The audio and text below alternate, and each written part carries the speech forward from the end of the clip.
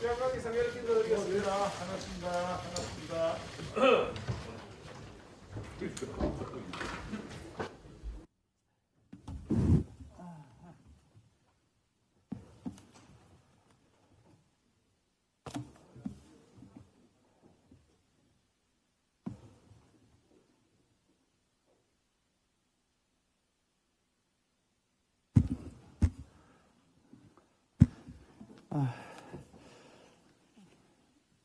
시작하겠습니다.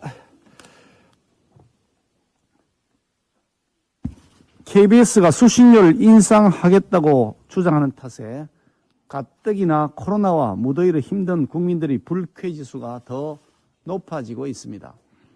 KBS는 2020년 기준 6,800억의 수신료를 거둬들였고 전체 재원 규모에서 수신료가 차지하는 비중이 무려 47.3%에 이릅니다.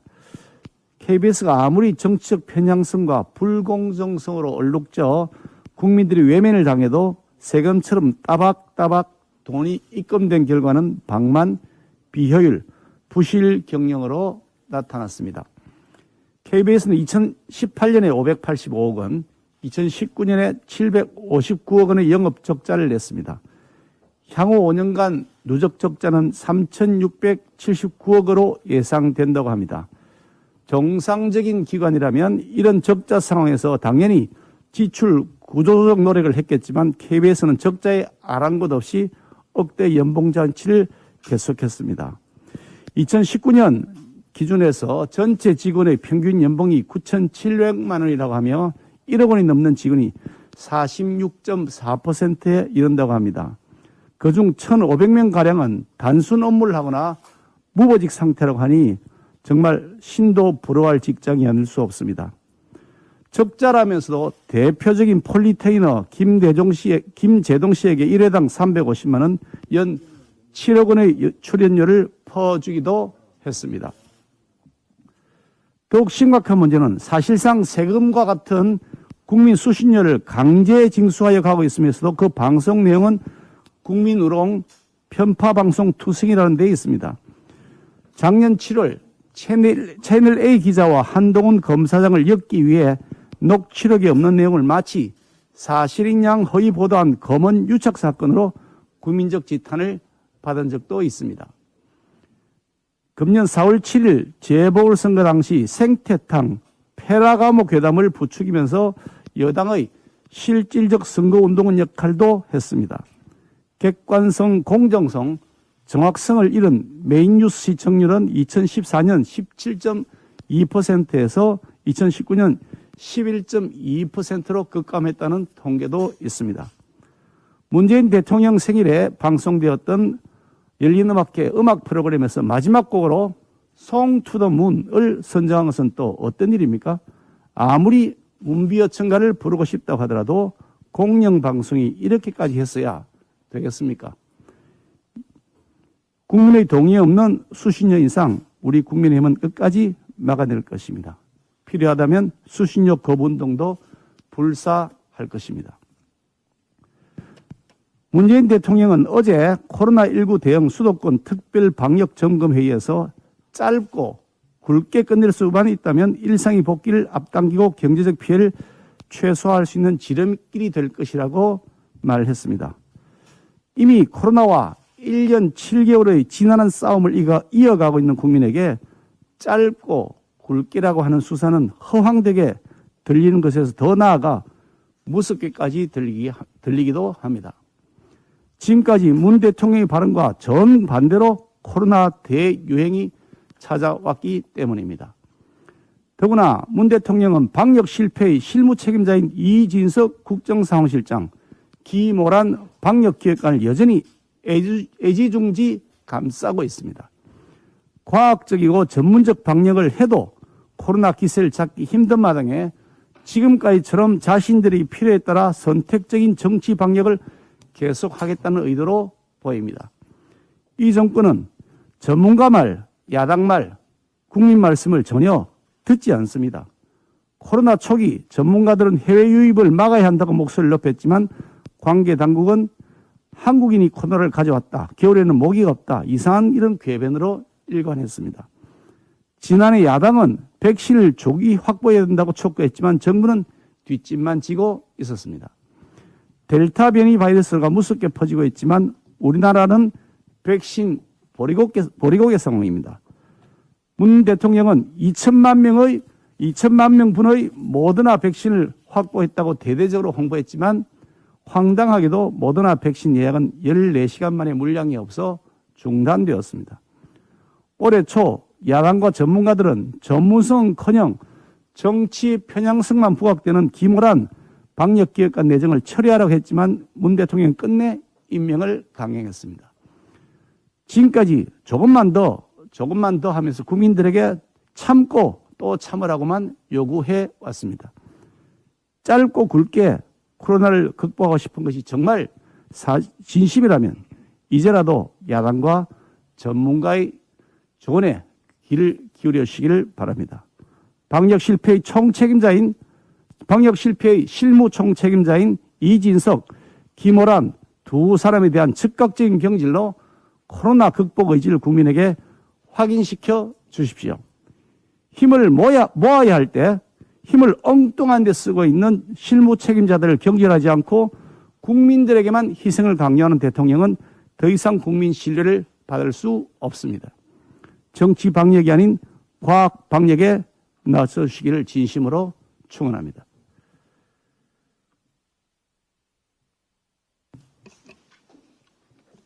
어제 여야 당대표 간 재난지원금 전국민 지원과 관련하여 지원 합의와 관련하여 한 말씀 드리겠습니다. 어제 합의 내용은 정부의 방역 지침에 따라 손실을 입은 소상공인, 자영업자 등의 대상과 범위를 넓히고 두텁게 지원하는 데 우선적으로 추경을 활용하고 이후 남는 재원이 있을 시 재난지원금 지급 대상 범위를 전 국민으로 확대하는 것까지 검토하자는 취지였습니다. 어제 여야 당대표 회동 후 국민의힘 당대표와 원내지도부가 모여 위와 같은 합의 내용의 취지를 다시 한번 확인했습니다. 이번 추경심사에서 최우선 고려사항은 저희 국민의힘이 줄곧 주장했듯이 소상공인 자영업자, 즉 실질적으로 피해를 입은 분들에게 핀셋 지원을 하는 것을 우선으로 합니다. 따라서 이번 추경심사는 철저한 심사를 통해 가짜 일자리, 예산, 선심성 예산 등은 대폭 삭감할 것입니다. 정부와 여당이 국민의힘이 주장하는 바와 같이 1차 추경 또는 본 예산에서의 예산과 같이 중복되거나 실효성이 없거나 집행률이 저조한 예산 삭감에 과감하게 동의해 준다면 추경의 총액을 늘리지 않는 범위 내에서 소상공인 자영업자에게 그나마 실효적인 지원이 있고 또 재난지원금 대국민 확대도 저희들이 충분히 검토할 여력이 있을 것 같습니다. 다시 한번 촉구합니다. 청와대와 정부 또 민주당은 우리 당이 주장하는 바와 같이 1차 추경 또는 본 예산에 편성되었던 예산과 중복되거나 실효성이 없거나 집행률이 저조한 예산 삭감에 과감하게 동의해 주시기 바랍니다.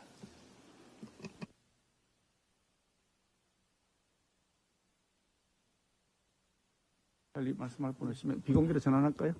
우리 송석준 의원님, 아예 곽상도 의원님. 곽상도 의원님 먼저 하시고 그럼 석준. 먼저 하세요. 예.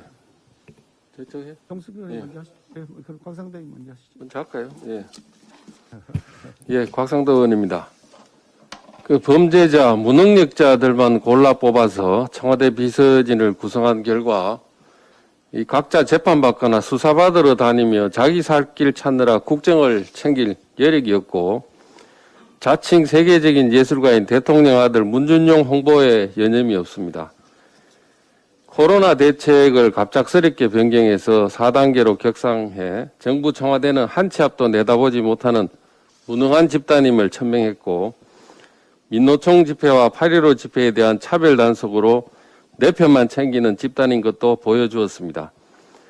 코로나 대책의 가장 중요한 사항인 백신 수급 관련해서도 문 대통령은 작년 연말 화이자든가요, 이 백신을 금년 2분기에 도입하기로 했다면서 전화통화까지 공개했지만 실현되지 못했을 뿐만 아니라 백신 접종 예약자가 폭주하자 백신이 부족해 더 이상 예약받지 못하는 총거까지 연출한 거짓 위선 집단입니다. 대통령의 가장 큰 권한은 인사권입니다만 대통령의 인사권조차 제대로 작동하지 않고 있습니다. 인사검증 담당하는 민정수석 비서관실, 민정비서관, 반부패 비서관부터 공석입니다.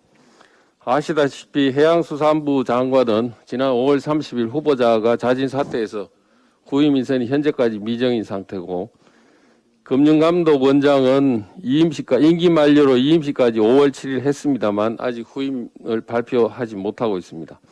감사원장 공석이고 법무부 차관 역시 공석입니다. 게다가 패스트트랙 민주당 독주로 통과시킨 법안 정책 가운데 재건축 의무거주 2년 철회, 비례정당 양산한 선거법 개정이 정부 여당에 의해 추진되고 있습니다. 이건 역시 한 치 앞도 내다보지 못한 정책으로 국민들만 실험실의 쥐가 된 셈입니다. 무능하고 내 편만 챙기며 거짓 위선 덩어리인 청와대 정부 여당의 국정난맥으로 애꿎은 국민들만 피해보고 있습니다. 문재인 대통령은 먼저 주변부터 신속하게 또 대폭 정리해서 더 이상의 국정 혼란이 없도록 해주시기 바랍니다. 이상입니다.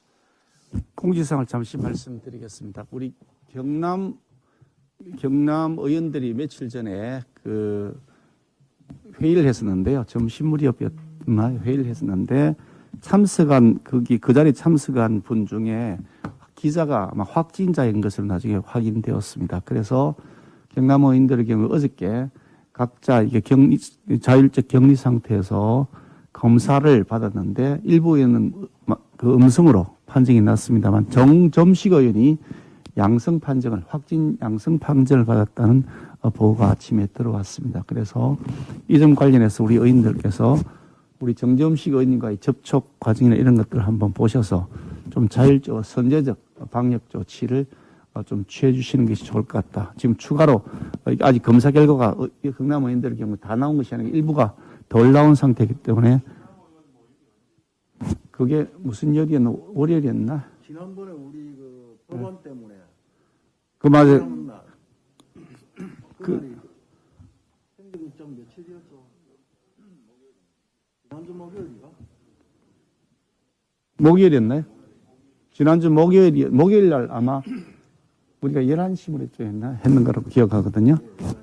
근데 아마 그 이후에 아마 접촉한, 그리고 회의를 마친 이후에 접촉한 것으로 이렇게 확인이 되고 있습니다. 그 점을 염두에 두시고 진행해 주시게 하도록 하겠습니다. 우리 송석준 의원님 말씀 주십시오. 예, 어제부터 수도권 지역의 사회적 거리두기 4단계가 전격 시행이 됐습니다. 예, 문재인 대통령께서는 짧고 아주 굵게 확실하게 이제 코로나 대응으로 해결하겠다고 말씀하셨습니다. 반드시 그 짧고 굵은 조치로 코로나의 조기 극복, 우리 사회 정상화를 기대해 봅니다.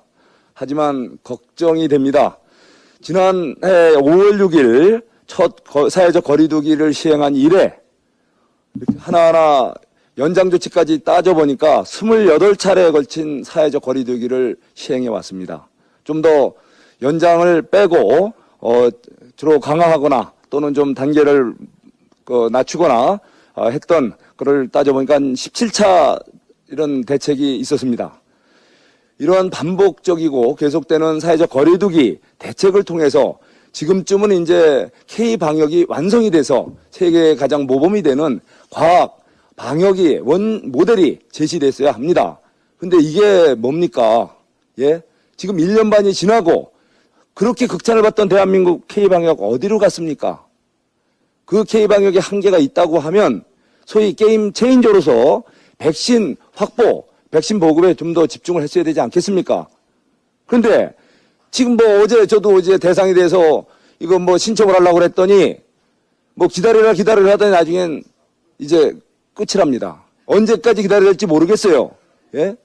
도대체 국민들이 어떻게 이 정부를 믿고, 예? 국민들이 얼마나 참고 지금까지 협조하셨습니까? 사회적 거리두기, 예? 내 민생 다 망가져도 그래도 정부에 협조하면서 국민들이 고통을 감내하면서 지금까지 지켜주셨습니다. 근데 또 다시 이렇게 강화된 조치 따져보니까 이것도 또 웃겨요. 예? 도대체 지금 4단계 조치 수도권에 했죠. 제가 고향이 제 지역구가 이천입니다. 이천 옛날에 통행금지 시절에 그 이천 장원에서 술을 먹다가 밤에 사이렌이 울리면은 다리 건너 음성 감곡에 가서 술을 마셨어요. 근데 이게 요즘 그런 행태가 요즘 아주 유행이라고 합니다. 예? 이게 도대체 70년대 통행금지 시대 우리 대한민국의 그러한 현실입니까? 참 기가 막힙니다. 거기에다가 이 무너져가는 거는 결국 소상공인 자영업자들 민생 아닙니까? 예? 2명, 이제 6시 이후에 2명만 같이 모여라? 어제 제가 저녁에 친구랑 만나서 식사를 하다 보니까 완전히 텅 비었어요. 예? 자, 도대체 이런 대책이 지금 교통수단별로도 얼마나 웃겨요. 버스, 전철 10,000원, 택시는 또 인원 조정하래요. 예? 이거 도대체 이게 말이 됩니까? 또 우리 경기도 수도권이라고 해도 포천, 연천, 가평 이 동네 똑같이 4단계 적용돼요. 그 아랫동네 이게 뭡니까 이게? 다시 한번 정말 우리 문재인 정부 방역 우리 담당자들에게 호소합니다. 제대로 이제 그동안의 경험 잘 좀 그동안에 그 여러 가지 원칙을 정리해서 국민들이 다시 한번 속지 않게끔 이제 28번째 이 헛발질 정책이 또 25번의 부동산 정책으로 국민들을 분노케 하는 현상이 또 이 코로나 방역 대책으로 재발되지 않도록 정말 다시 한번 경각심을 갖고 국민들에게 진정 어린 방역 대책을 세워주시기 바랍니다. 이상입니다. 예, 아까 이쪽을 언제 갈까? 예, 아까 예, 조인님 먼저 하시겠습니까? 예, 조인님 먼저 하시죠. 예. 조태영 의원님 하시고 그 다음에 네, 조태영 의원입니다. 이렇게 하겠습니다. 예. 북한 추정 세력의 국가 주요기관 해킹이 국정원 보고로 확인이 됐습니다. 관련해서 몇 가지 말씀을 좀 드리겠습니다. 지난 8일 개최된 국회 정보위원회 회의에서 국정원은 한국원자력연구원과 한국핵융합에너지연구원 그리고 한국항공우주산업 등이 북한으로 추정되는 세력에 의해서 해킹 공격을 받았다고 보고를 했습니다. 한국항공우주산업은 국산 초음속 전투기 KF-21을 만들고 있는 대표적인 방위산업 기업이고 한국원자력연구원은 북한의 관심이 아주 높은 원자로와 핵연료 기술을 보유하고 있습니다.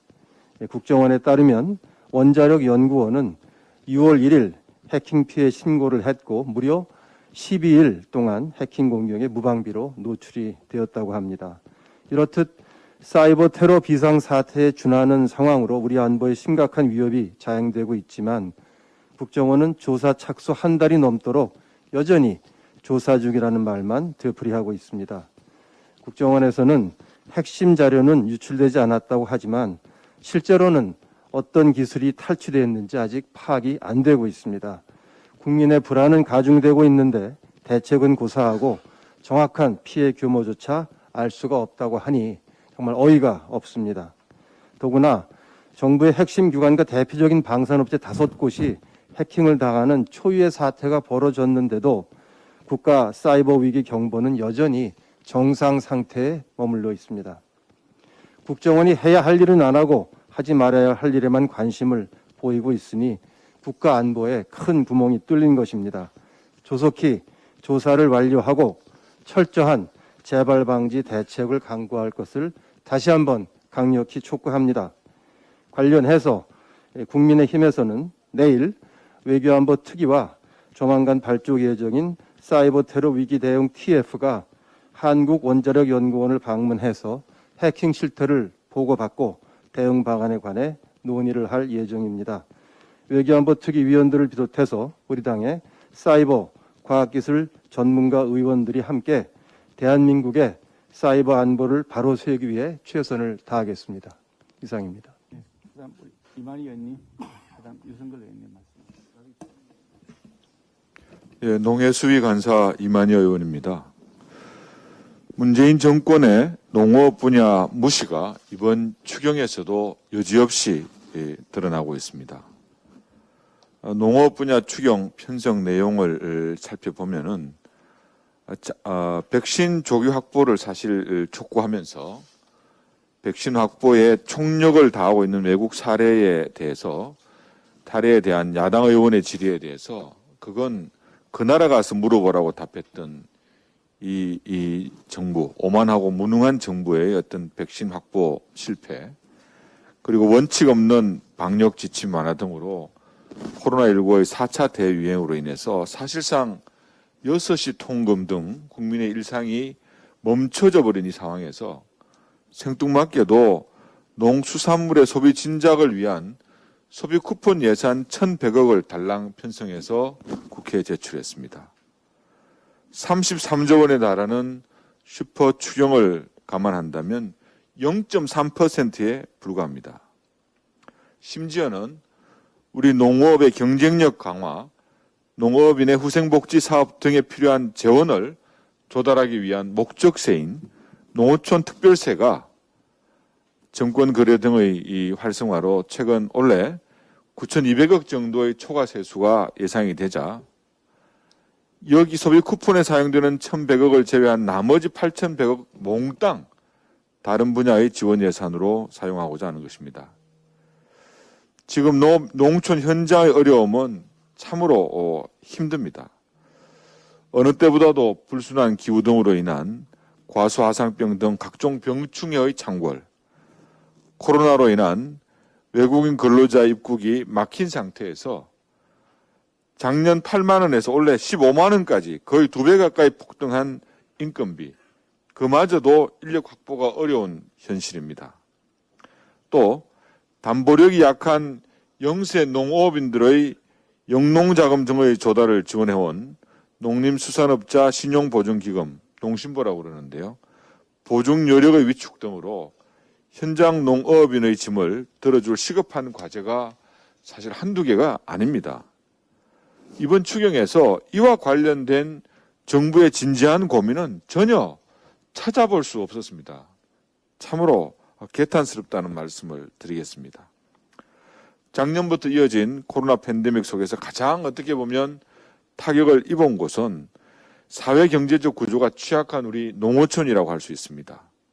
적어도 늘어난 이 농특세를 바탕으로 해서 우리 농어민에 대한 지원을 대폭 강화하는 내용이 이번 추경에 반영되어야 할 거라고 생각을 합니다.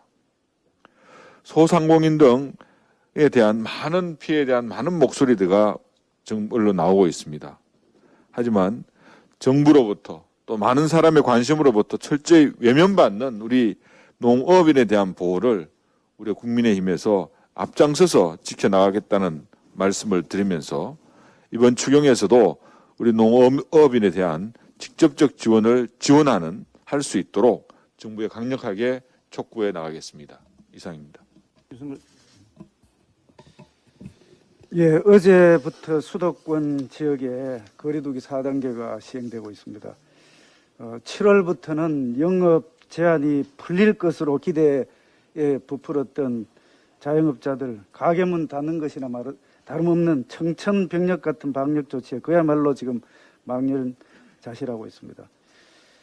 최근 비수도권으로 확산이 지금 빠르게 진행되고 있고 백신 접종률도 30% 조금 넘는 정체를 거듭하고 있습니다. 4차 대유행이 본격화한 지금은 무엇보다도 백신 수급과 방역 상황에 집중해야 할 것입니다.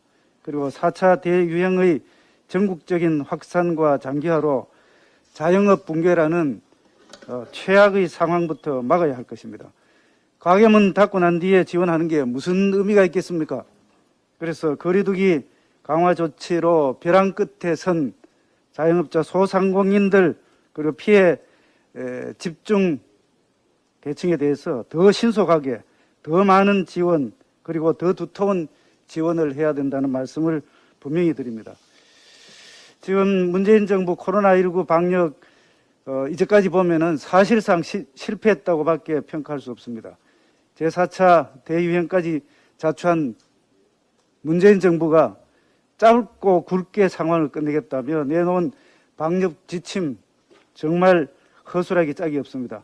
수영장은 허용되고 마스크 쓰고 운동하는 헬스장 등 체육시설은 금지하고 또 실내 체육시설 샤워시설은 안 되고 실외 골프장 샤워시설은 문제가 없다. 정말 탁상 행정입니다. 국민이 납득할 수 있어야 적극적으로 협조할 수 있지 않겠습니까? 납득하기 힘든 지침을 만들어 놓고 무조건 준수하라는 거 말이 되겠습니까? 정부 지침부터 합리적으로 바꾸기 바랍니다. 그리고 방역과 함께 가야 할 것이 백신 접종입니다. 방역 백신이 동시에 작동하지 않으면 국민들은 길고 강한 고통을 받을 수밖에 없는 그런 상황이 될 것입니다. 어제 백신 물량 한번 보십시오. 15시간 안에 중단되는 어처구니 없는 일이 발생했습니다. 그동안 백신이 충분히 확보됐다고 몇 차례씩이나 공언했던 정부를 믿은 국민들 정말 어처구니 없는 상황이 되었습니다. 백신 수급은 생각보다 심각합니다. 실제로 12일 현재 인구 대비 1차 백신 접종률이 30.4%입니다. 지난달 24일에 29.4%입니다. 그래서 그 기간 동안에 1%포인트만 올라가는 그런 상황입니다. 문재인 정부는 국민 고만 속이시고 백신 수급 명운을 걸기 바랍니다. 다음은 그 중앙은행 디지털 화폐에 대해서 한 말씀 드리겠습니다.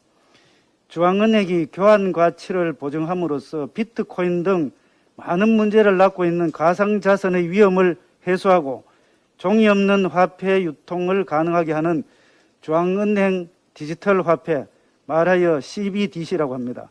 이 본격 추진해야 될 그런 상황인 것입니다. 중국은 지난해 10월에 선전시에 5만 명에게 일정 금액을 디지털 화폐로 지급을 하면서 사실상 디지털 위안화 시범 사용을 지금 현재 하고 있습니다.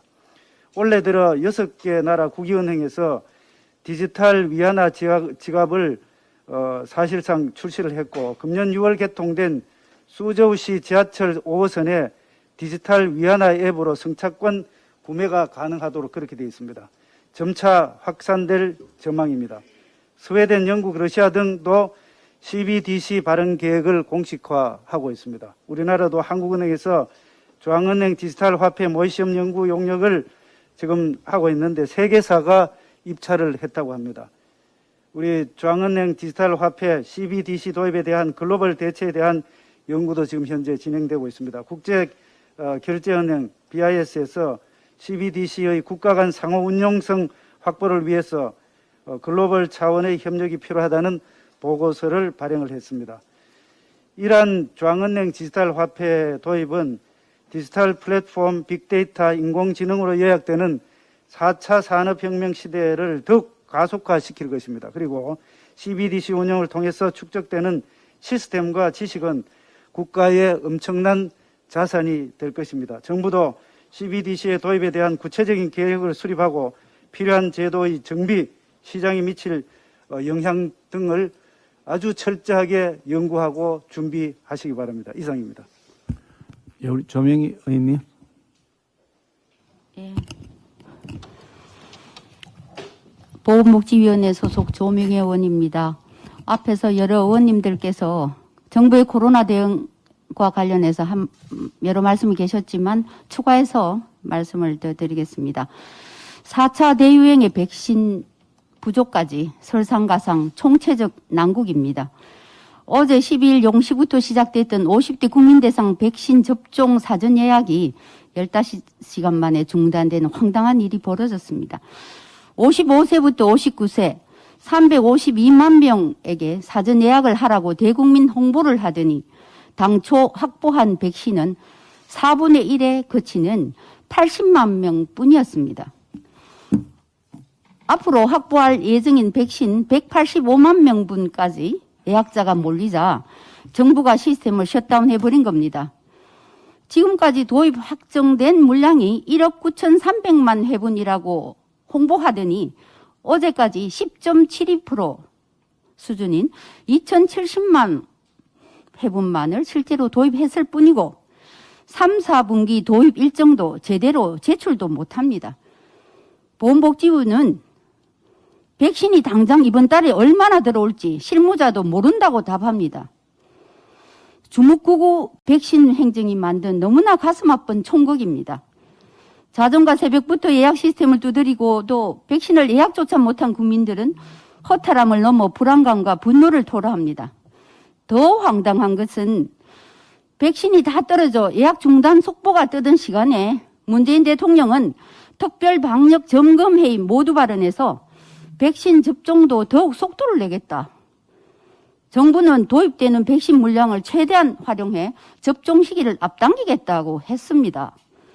정말 문재인 대통령님, 백신이 바닥나 국민들이 예약조차 못하고 있는데 대체 무슨 말씀을 하시는 겁니까?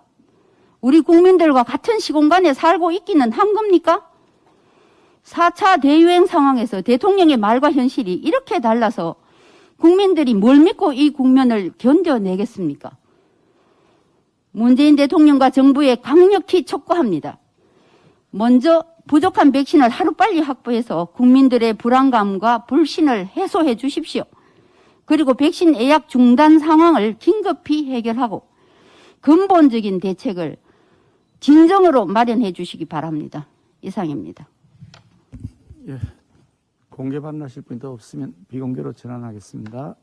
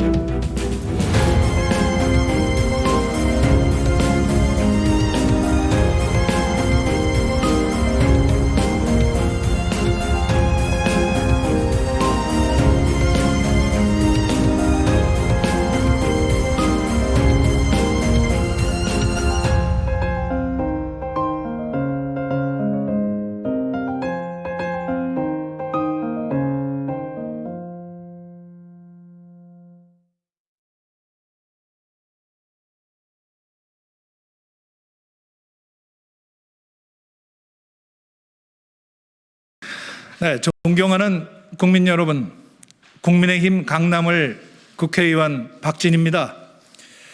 저는 오늘 제20대 대통령 선거에 출마를 선언합니다.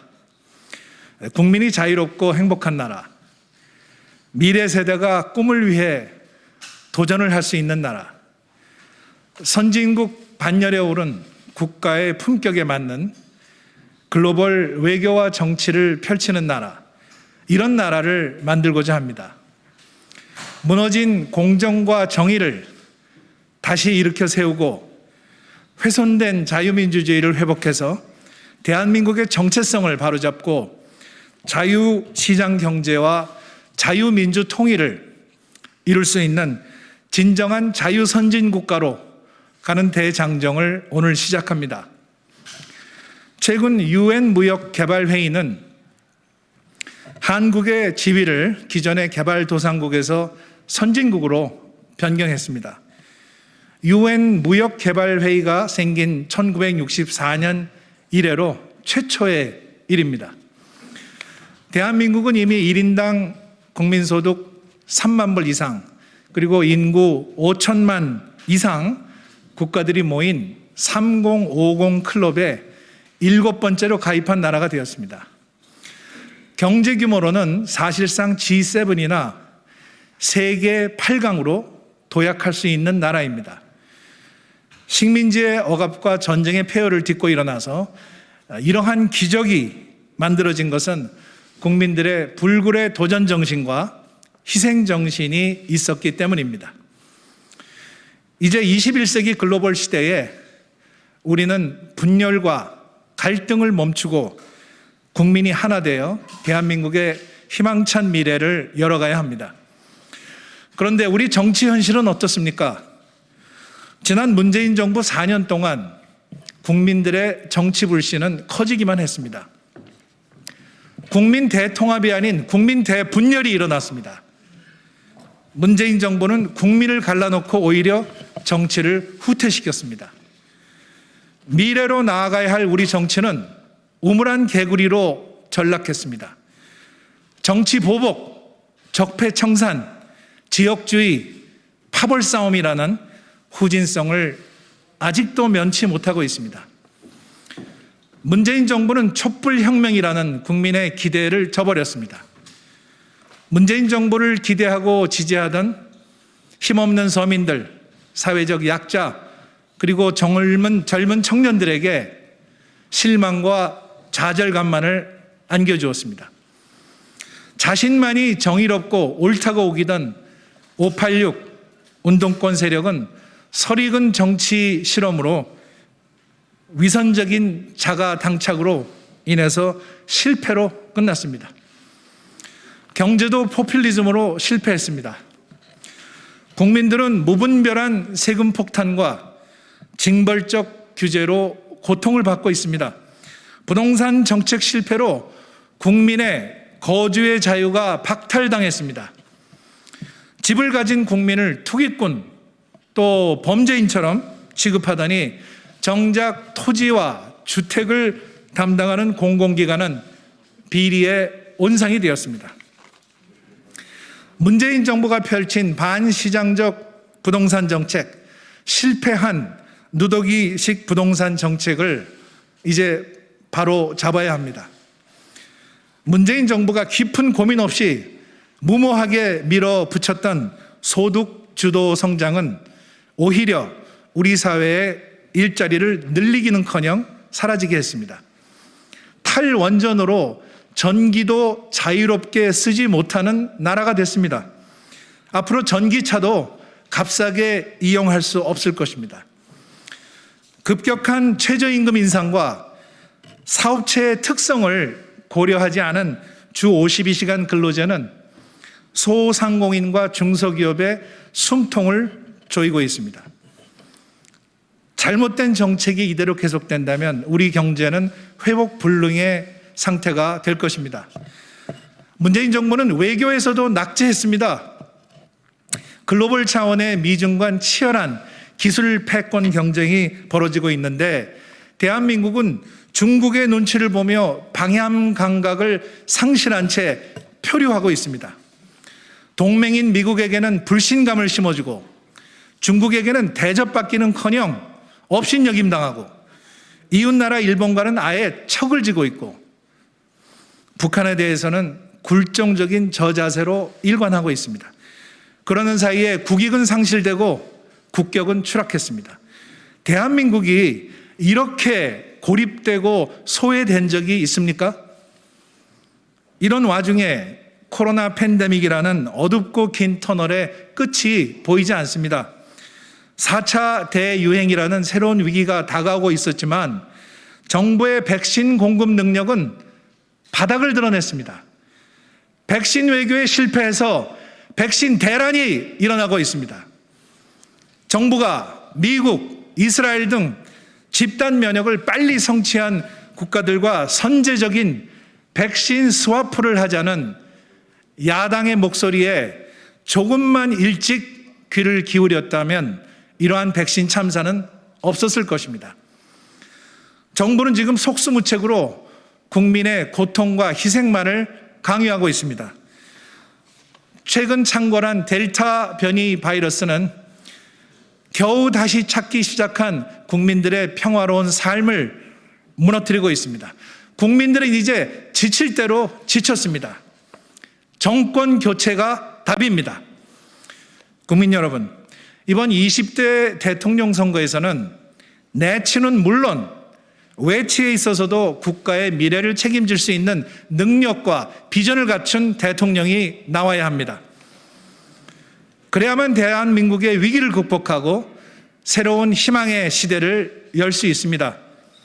소모적인 국내 정치의 틀에서 벗어나 변화하는 국제사회 속에서 우리의 국익을 추구하고 국가 생존의 전략을 찾아야 합니다.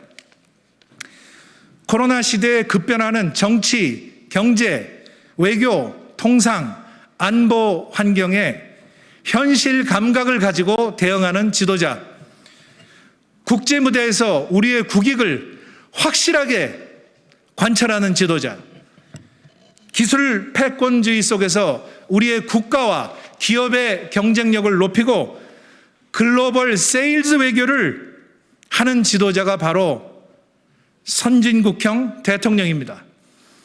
포스트 코로나 시대의 선진국으로 가기 위해서는 무엇보다 국정 어젠다가 바뀌어야 합니다.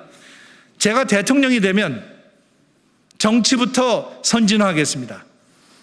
국민을 갈라치게 하는 증오와 분열의 정치를 멈추고 여야가 국익을 위해서 초당적인 협치와 상생으로 국민을 어루만지고 통합하는 큰 정치를 하겠습니다. 대통령이 여야 정치인들과 머리를 맞대고 국사를 논의하고 국민을 위한 타협의 지혜를 발휘하는 포용의 정치를 하겠습니다. 21세기 인공지능과 디지털 민주주의 시대에 정치의 개방성과 투명성을 높여서 국민 정치 참여의 틀을 확대하고 국민에게 인정받는 선진 정치를 실현하겠습니다.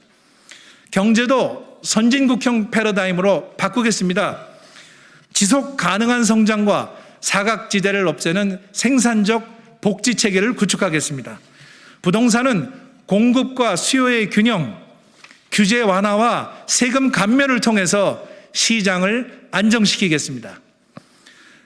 국가 성장의 동력은 일자리이고 그 첫 단추는 기업하기 좋은 나라를 만드는 것입니다. 소득 주도 성장이 아닌 일자리 주도 성장을 만들어 나가겠습니다. 고도화된 산업 구조 속에서 벤처기업은 기술 혁신을 위한 도전을 지속하고 중소기업은 자본과 기술 지원을 통해서 경쟁력을 강화하고 대기업은 법을 지키고 모범을 보이며 국가 경제를 선도해서 균형적인 국부를 창출할 수 있도록 하겠습니다. 합리적인 노동개혁으로 노동시장의 유연성을 확보하고 노사 합의를 통한 탄력적 노동정책을 운영하겠습니다. 저출산, 초고령화 시대에 인재혁명을 위한 학제 개편과 평생 교육 강화 등 교육 개혁을 추진하겠습니다. 돌봄과 양육, 일과 가정의 양립이 가능한 입체적인 국가 보육 시스템을 구축하겠습니다. 노인 복지를 확충하고 어르신들이 건강하게 일할 수 있는 실버 일자리를 창출하고 삶의 노하우를 현장에서 펼칠 수 있는 기회를 마련하겠습니다. 대외적으로는 궤도를 이탈한 외교를 정상으로 되돌려 놓겠습니다. 한미동맹을 정상화해서 손상된 신뢰를 회복하고 연합 방위력 강화를 위한 연합 군사 훈련을 재개하겠습니다. 한미 양국이 안보동맹을 넘어서 민주주의 핵심 가치를 공유한 가치동맹으로 자리매김을 하고 4차 산업혁명 시대를 이끌어가는 기술동맹으로 발전시키겠습니다.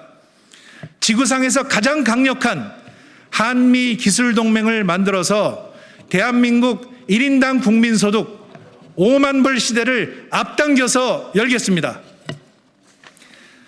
우리의 최대 무역 상대국인 중국과는 전략적인 소통을 통해서 협력 동반자 관계를 발전시키겠습니다. 그리고 실리적이고 당당한 주권 외교를 펼치겠습니다. 아울러 중국에 대한 경제 의존도를 줄이고 동남아, 중동, 유럽, 남미, 아프리카 등 해외 수출 시장을 다변화하겠습니다. 일본과는 성의 있고 진지한 대화를 통해서 과거사 등 현안 문제를 포괄적으로 타결하고 미래지향적인 파트너십을 모색해서 한반도와 동북아의 평화와 안전과 번영을 위한 한미일 협력체계를 구축하겠습니다. 러시아와는 자원 에너지 협력을 강화하고 연해주 개발과 북극 항로 개척을 추진하겠습니다. 북한에 대해서는 상호주의 원칙에 입각해서 정상적인 평화 공존을 바탕으로 예측 가능한 남북관계를 발전시켜 나가겠습니다.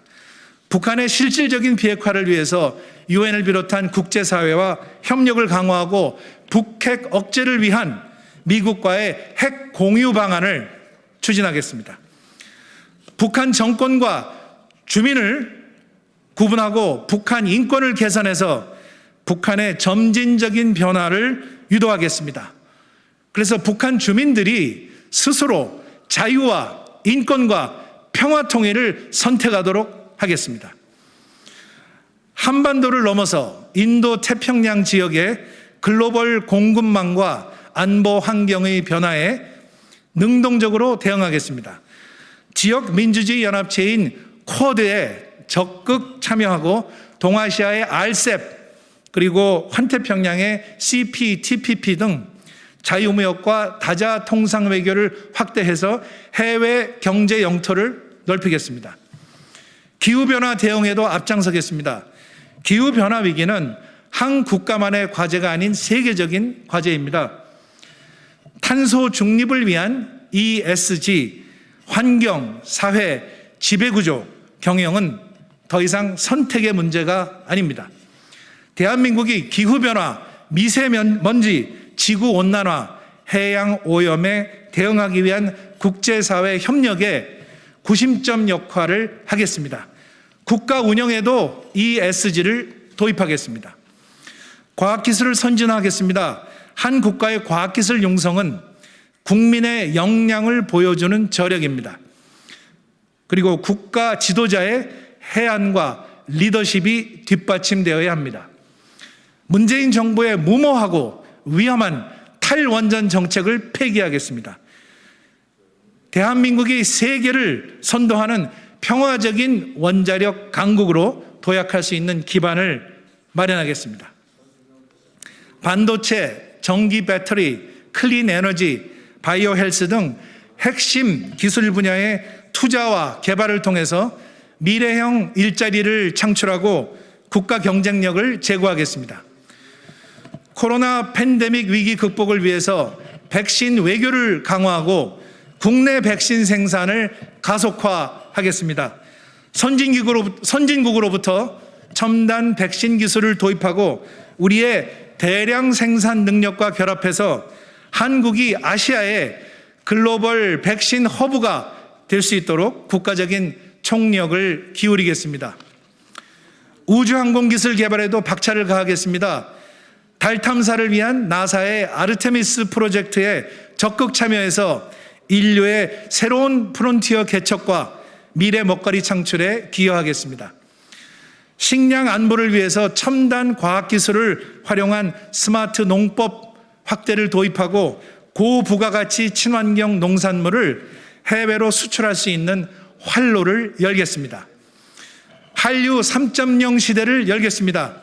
문화산업을 육성하고 전 세계인들이 메이드 인 코리아 문화 콘텐츠를 소비할 수 있도록 글로벌 한류 플랫폼을 구축하겠습니다. 존경하는 국민 여러분, 저 박쥐는 할 수 있습니다. 38년 전에 대한민국 정부가 선발한 국비 장학생으로 외국 유학을 떠났던 저는 스스로 다짐했습니다. 조국이 나에게 무엇을 할 수 있는지 묻지 말고 내가 조국을 위해서 무엇을 할 수 있는지 물어보라는 존 F 케네디 대통령의 취임 연설처럼 나라의 은혜를 갚아야 한다는 책임감과 사명감으로 살아왔습니다.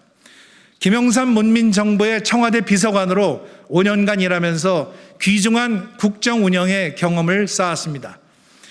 수많은 정상 외교의 현장에서 대통령을 보좌하며 국익을 지켰습니다. 2002년 8월 대한민국 정치 1번지 종로에서 당선되어 3선 국회의원을 지내며 다양한 정치 경험을 쌓고 수도 서울의 중심에서 보수 정당의 기치를 세웠습니다.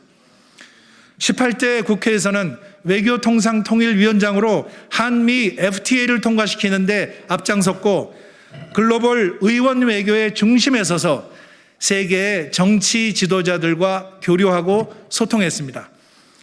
정치를 떠난 8년간 대학 캠퍼스에서 젊은 청년들과 국가 미래에 대한 열띤 토론을 했습니다. 그리고 재충전하는 시간을 가졌습니다.